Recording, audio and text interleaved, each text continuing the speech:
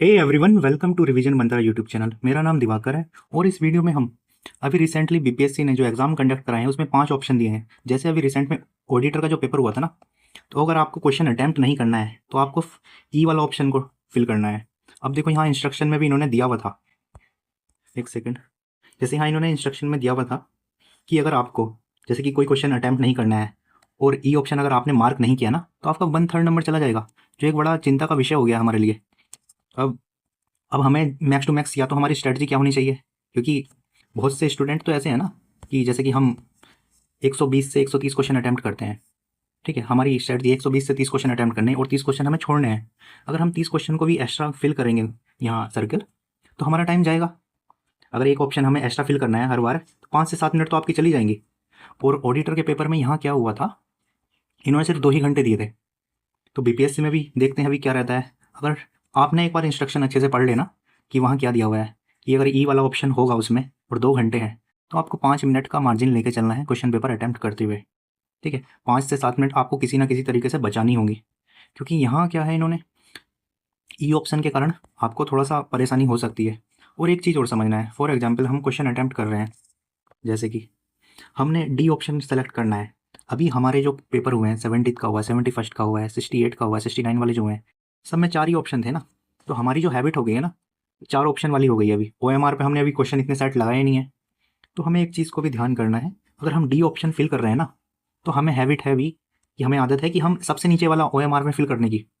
अगर D option भर रहे हैं तो हम रैंडमली बिना सोचे सबसे नीचे वाला ऑप्शन फिल करने की हमें हैबिट है अभी। तो हमें इस चीज़ को ध्यान रखना है कि डी ऑप्शन भरना है, ई में ना फिल कर दें। कि ओएमआर फिल करते हुए मेरे क्वेश्चन कभी कभी हुआ है।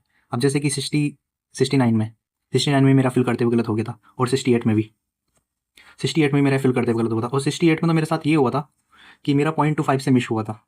और जबकि मैंने एक क्वेश्चन ओएमआर में गलत फिल कर दिया था और एक क्वेश्चन मेरा से गलत टिक हो गया था उसमें, तो मेरा 0.25 से मिस हो गया था, तो मेरा पीटी आराम से निकल जाता। तो उसके बाद मैंने क्या कंसिडर किया है कि मुझे ओएमआर में जो भरना है बड़े ध्यान से भरनी है। ठीक है, और वो ओएमआर भरने टाइम ना सबकी अलग अलग स्ट्रैटेजी होती है, आपको चेंज नहीं करनी है। जो स्ट्रैटेजी आपने पहले फॉलो की हुई है ना, उसी पर टिके रहना है। क्योंकि मेरा स्ट्रैटेजी अब ये रहती है कि मैंने एक साइड के क्वेश्चन पेपर अटैम्प्ट कर लिए हैं सारे। जैसे 5 से 7 क्वेश्चन जो दिए हुआ है एक पेज पे, जितने भी क्वेश्चन दिए हुए हैं वो सारे अटैम्प्ट कर लिए हैं मैंने, और उसको ओएमआर पे मैंने फिल कर लिया है। फिर नेक्स्ट मैंने पेपर जब टर्न किया है, तो नेक्स्ट टाइम जो भी क्वेश्चन आएंगे, फिर एक एक पेपर वाइज मैं सारे फिल करूँगा ओएमआर में, लास्ट के टाइम के लिए नहीं छोड़ूंगा। क्योंकि लास्ट टाइम में क्या होता है, अगर 50-60 क्वेश्चन अगर हमने लगा लिए हैं और फिर जब 50-60 क्वेश्चन एक साथ भरने जाते हैं ना, तो काफ़ी प्रेशर रहता है कि बिल्कुल ध्यान से भरना है।